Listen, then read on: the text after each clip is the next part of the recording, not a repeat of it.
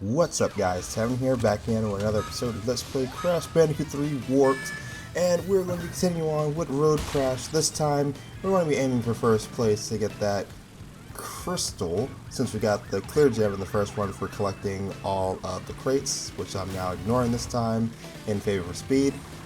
Just to reiterate, there is a secret level in this one past this down up here on this left hand side, however we will not be tackling that until much later on. When we get to like the last video for this particular series, just because I'm going to handle both the secret levels at once, just so we don't have to worry about it anymore. And for this one, it's not too terribly difficult when you're ignoring the crates and utilizing the boost pads and the ramps in order to get a boost of speed, but also by making sure you are braking when necessary. If you're making like extremely sharp turns, just don't over brake, because it does slow you down to an extent. You don't want to be too slow, otherwise you're not going to be able to catch up to the guys in front.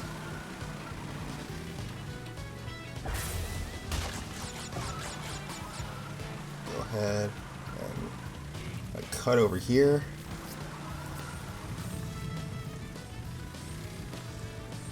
And gotta make sure we use our boost pads when we can.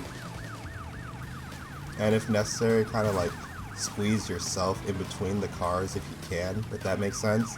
Like the gaps that they have between them, between the police car and the far left or far right of the road, you will have some space to kind of maneuver between by staying on that asphalt side that's still plausible to drive on, that doesn't slow you down. And I don't know how I made through it that time, man. At this point, it's like, alright, I'm going to just have to tank that. There's a boost at the end. Hopefully, grab it and take first place just by the skin of our teeth and get that crystal.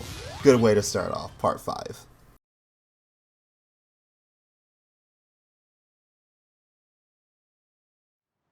As always guys, please let me know how your days are going down in the comment section below, and let me know what you think about the series so far. What Crash game have I done so far that's been your favorite, while we head into Doubleheader as Coco. Crash 2 has always been my favorite. You've crashed a few parties before, but I never expected you to make it this far. If you don't turn back, I will inflict 1,000 years of suffering on you and the entire universe! As I was saying, Crash 2 has always been my favorite out of all the other ones. Crash 4 has taken a little spot in my heart of why I went back to like start playing all these games again, just so I can confidently say I'm able to play these games and be like, a decent gamer. Because before, when I first played these, before I played Crash 4, I was like, alright, these are a little tough. I'm not gonna lie, they're a little tough. And here goes a freaking dual Cyclops freaking dude that I mentioned in prior parts before about being like kind of difficult to kill, and I don't know why I willingly ran into those nitro parts, and it just keeps getting better and better. But anyway, before Crash 4, when I beat that game, that one really gave me the confidence to say, okay, maybe I can beat these games. I just need to like take my time, pay attention to patterns a little bit more, and then you'll eventually get good. Because Crash 4, it is the hardest one in the series with all like the additional stuff they added and ways to go about playing. But I believe that initial way of playing gave me a more solid foundation on how I should go about playing these games, by kind of paying attention to where everything is spaced and my perspective of where I'm going. And oh, I shouldn't have stood so close to that. I knew it was going to explode. And pay attention to my perspective of where things are in relation to where things are on the screen, so I can make sure that I land most of my jumps where they should be. I'm not overshooting.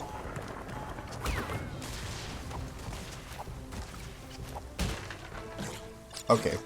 And that was Hash just now texting me to let me know about something that isn't really important, but oh well, thanks Hash. we'll talk about that later. So anyway, yeah, overall Crash 4 just helped me play these games a little bit better and gave me more insight of how I can go about playing the first three easier. So what's next after this game? So, after this game, honestly, this one wasn't really planned to come out anytime soon.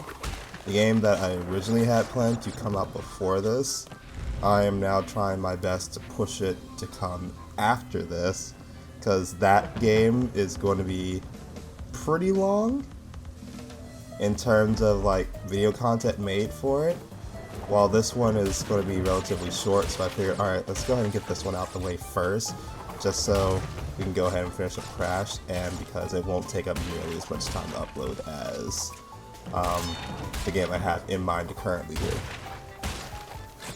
Because right now for that one, I got like at least 30 videos done for it, and that's just the first chapter of the game. There's like 4 in it, so yeah, it's gonna be a minute before we finish that one.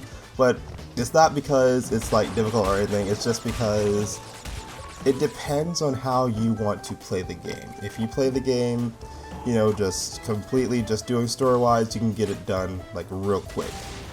But with how I'm going about doing it, it does take a little bit longer, just because I'm trying my best to, you know, play the game to its fullest and show off how I go about playing games like this in this particular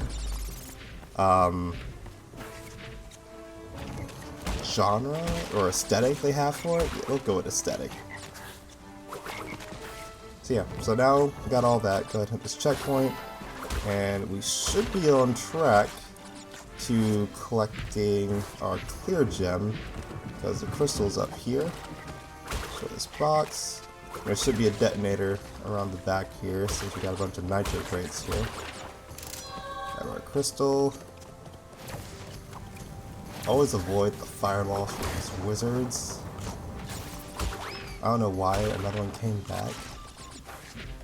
Didn't really think they could after I've already killed the source of where it came from. Oh, great. It's a funny animation, but I hate how they just do that to my girl Coco. Okay, so I can defeat those guys by jumping on their head. It's just really specific of how you go about landing on them. You have to be like really high up in order to reach the top of their giant head.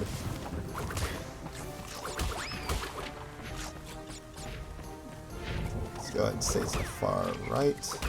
Avoid the freaking frog. Hit the detonator switch and click our clear gem.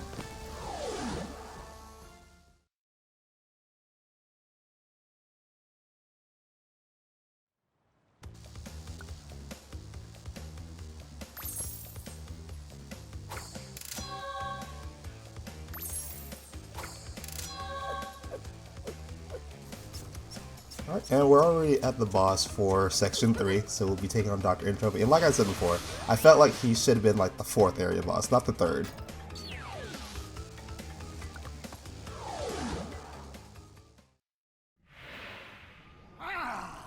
You little vermin are way too stupid to understand what you're getting yourselves into. This time, you've done it! Alright, so Dr. Entropy, his amazing powers come at a price. Now you're on my time, you little skunk! Give me the crystals! I don't know if that's necessary to really call us that. That's kind of mean. And go ahead and get our first initial death out the way while I'm still learning how to play it. So, like I said before, this is like the first time I have been playing Crash 3. I have played all the other ones, just not this one. So it took me probably like 2 lives to realize what the pattern was. Once he does his huge shockwaves, go ahead and make it over to the platform he is currently on, spin into him, then he'll just keep going back and forth. Always dodge these floating orbs. They are annoying and will instantly kill you. And just look to where he sends out his shockwave from his tuning fork, so you know which direction you need to jump, either forward, left, or right. Once he sends out to use Shockwave, pay attention to what platforms are about to fall, and use the remaining ones to make your way over to him, and just crash into him. And rinse repeat that 2 more times till he is down and out, and we can go ahead and unlock another new ability that will be useful for us coming into Area 4. This one's a little bit longer just because it's the last phase. And do a slide jump, and boom, that is it for Sane Trophy. But yours soon will be too. And with that, we now got the Deft Tornado Spin. So by pressing the square button repeatedly, we can spin along in the air and kind of glide where we're doing it too, which will help increase the range of our spin. Or range of our, oh my god, increase the range of our movement as we're moving left to right or back and forth. Insignificant morons! By defeating entropy, you have placed us all in grave danger! Crash, Coco, you must realize that this time twister machine is very delicate. Without Dr. Entropy's constant care and control, who knows what it will do? So yeah, with all the emphasis they put on how much he's controlling this machine, it makes more sense for him to be the Area 4 boss than who we got coming up next, which is going to be Dr. Engine, who at this point honestly has a staple of being the lead-up boss going into Cortex, since Embryo got taken out in the first game and then became our ally in the second. So I will let you know about the jump here when I am doing this video and I'm coming close to the very end. I realized I was missing 4 crates. I did not know where they were until when I replayed the level. I thought, why don't I go back from where I started and see where they're. And this is the only level that does that, and that's annoying because I literally do all this time going looking for all the boxes, and they're literally right at the very front of the game when we started. We just had to turn around and get them. There is a decent amount of backtracking in this one too, because that pathway we saw on the left-hand side, that's funny. The pathway we saw on the left-hand side, we are able to make our way fully across it by utilizing our new tornado jump, or death spin tornado to like reach all the way over there.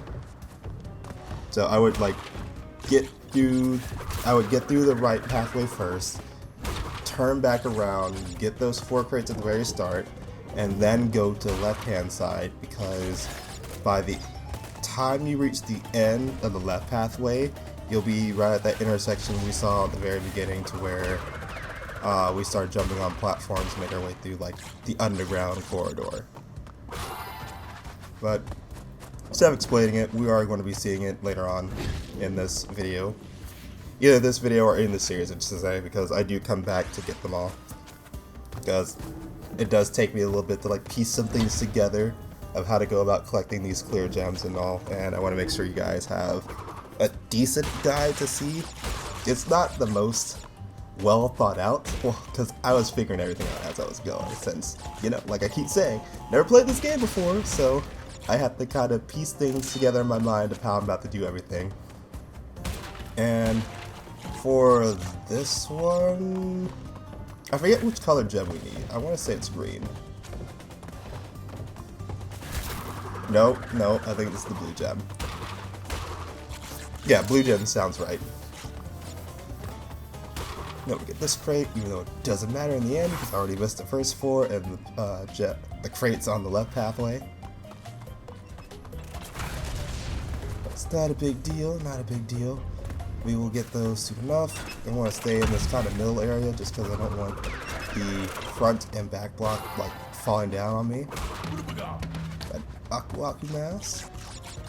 In fact, like now that I think about it, making an Aku mask would probably be pretty cool for like one of your DIY projects. And like since I'm gonna be like, I've been really interested in crafting lately and like building stuff, so that's something that's relatively simple to make design wise and wouldn't really cost a whole lot. Honestly, like it looks like it could be done really well using some foam boards, some spray paint, and super glue and feathers. The spray paint, honestly, just get like just gigantic feathers and then spray paint them the correct colors so you can place them within the foam blocks. So that might be something to try. I do need to go out shopping with my girlfriend to go get up some foam boards for her class that she's teaching. So maybe I can look around for some potential matches to make an Akuaki mask. And maybe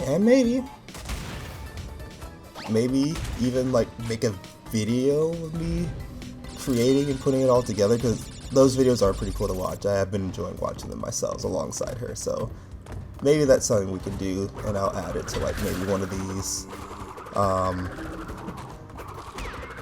playlists, just so it's easy to keep track of, or at least make it into a more viewable format, because I still need to think about how you would go about doing that in terms of like the type of camera I would need. Because I do have a webcam from back when I was doing my streaming days. Just whether or not it's going to be like a good angle to capture everything, but I'll experiment with that later. Right now, it's just an idea that I have in my head. And of course, there's freaking 2 sets of these monkeys. And this is the worst possible death you can get. And it just seemed kind of stupid. They throw mud at you, and because Crash is dirty, he's considered dead, and you lose a life. That's honestly so stupid. I hate that death most of all. And I don't know what the hell happened to me here. They just hit me while I was in the air and kind of glitched me up into the ceiling. So that one's fine, but normally when you're just on the ground, they hit you with mud. Just because he's dirty, he dies. That's a dumb death. I hate that one. And I hate these enemies. They're just literally throwing mud balls at you. It's not a big deal. Either it's mud or it is something else entirely. If it is what I'm thinking it is, then okay, maybe. Maybe I like that slide as a death, but if it's just mud, you know, forget that. That's crazy. I would assume it would have to be mud, but they are monkeys, so you would be right assuming that they're throwing dung at you. You need to go back and hit that switch again, Tev. There we go. And yeah, missed the 4 crates at the very beginning.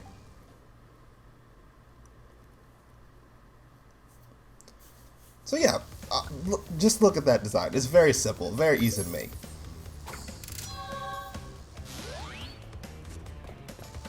So I'm going back to high time, and now we're going to go ahead and getting that purple gem and just do some cleanup.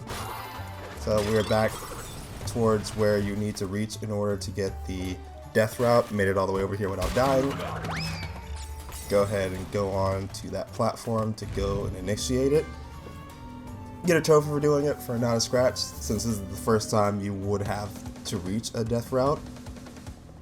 And once you make it to it, there are checkpoints in this route, so you don't have to worry about it. Just make sure you can get to them without dying first.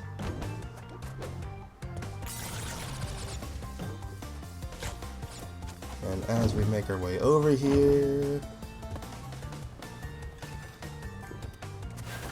yeah, sliding will be easier. Ooh.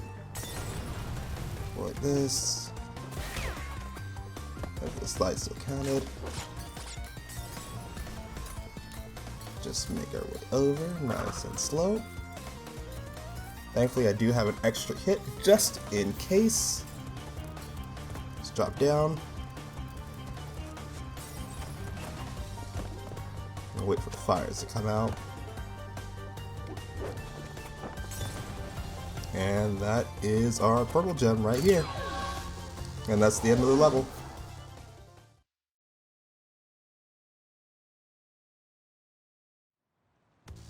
So yeah, it's not that difficult once you reach the death route.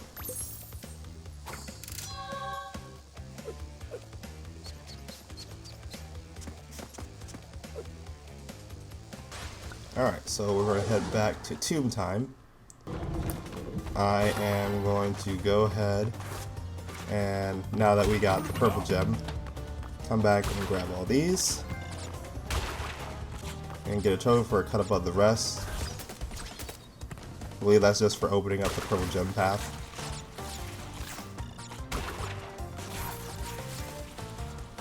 So, I don't know how I just go ahead and like slick my way through there, do a little moonwalk. Go over here, take you out, put these.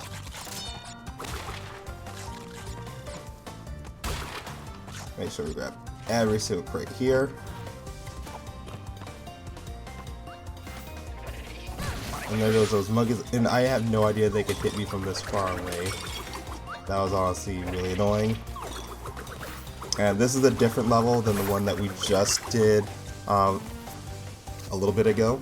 So it's the other one. That makes sense. It's not the same one, because this one has a clear gem at the end of our pathway, while the other one we just did, the left-hand side had no crates on it at all. It was literally just to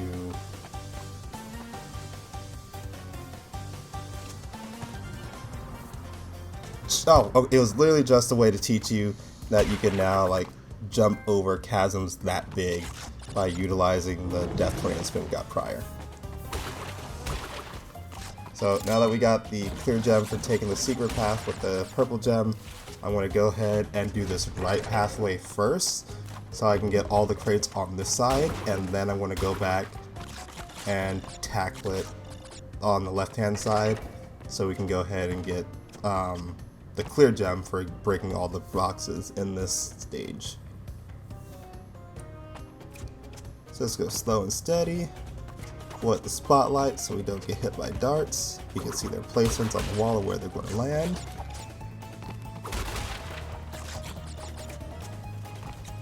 If you can, try to avoid the checkpoints, just so in case you die, you have an easier way to get back without having to keep on backtracking so much. And I tried to go ahead and like land on those falling blocks to kind of get a better standing point, but I just honestly had to be a little bit better on judging the distance of where I was spinning, and I would have been fine. Thank God I did not get hit by that when I should have. I'm going to go ahead and hit this box, and then I'm going to make my way back over towards the left hand side, just because now I need to go ahead and do that side again and get the crates over there so we can get our clear gem. And the reason why I'm choosing to do the right hand side and then backtrack over here is because I'm a bit more comfortable backtracking on this section than I am on the other side. Just because it's a bit more easier to see where things are over on this pathway compared to the left. Just gotta wait for this platform to come back. You know, honestly, I feel like the distance isn't that... Nope, that's a pretty big distance. I definitely would not have made that jump if I tried to spin all the way over there using the death tornado spin. While you are coming back, the doors will permanently stay open until you're trying to go back in the opposite direction to go forward again. This one I can't make. And I think this should be far enough for me to jump because I don't think there's really a platform that comes over here. Yeah, it was really just mud. And just like that, we're now at the crossway point. So now, let's move our way back over here. And just do it all over again like the very first time. That way we can get all of our crates and get our clear gem at the end of this level.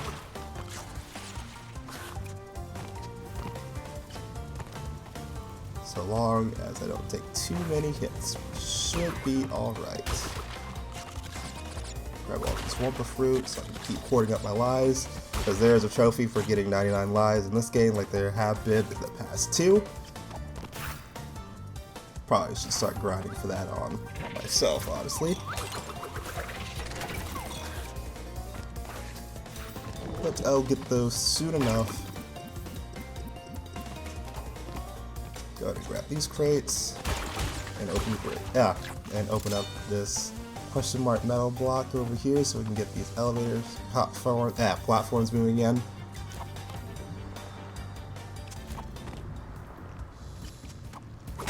and now we have caught back up to where we would have been on the right hand side. Go ahead, start these up, and that is pretty much it for Tomb Time.